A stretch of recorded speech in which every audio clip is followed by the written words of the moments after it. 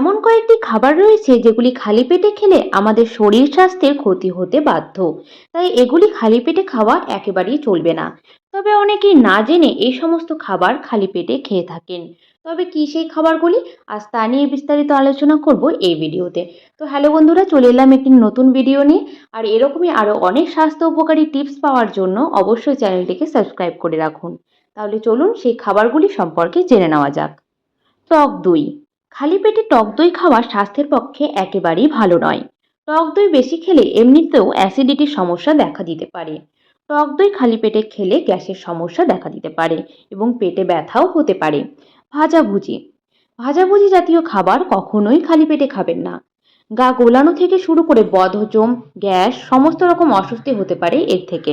বিভিন্ন রকম cold drinks, ফলের রস, বেশি চিনিযুক্ত পানীয় একেবারেই খালি পেটে খাওয়া চলবে না। প্রবলভাবে গ্যাসের সমস্যা হতে পারে এর থেকে।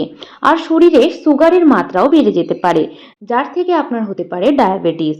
খালি পেটে ঝাল জাতীয় খাবার খাবেন না। এর ফলে পেট জ্বালা করতে পারে এবং তীব্র অ্যাসিডিটির সমস্যাও হতে পারে। অনেকে সকালে উঠে খালি পেটে চা বা কফি খেয়ে থাকেন।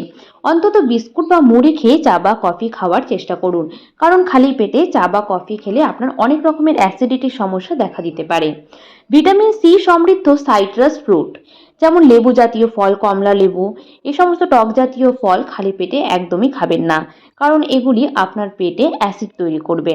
এছাড়া সকালে খালি পেটে অতিরিক্ত চিনিযুক্ত পেস্ট্রি, বিস্কুট, কেক এগুলি খাওয়া থেকে বিরত থাকুন।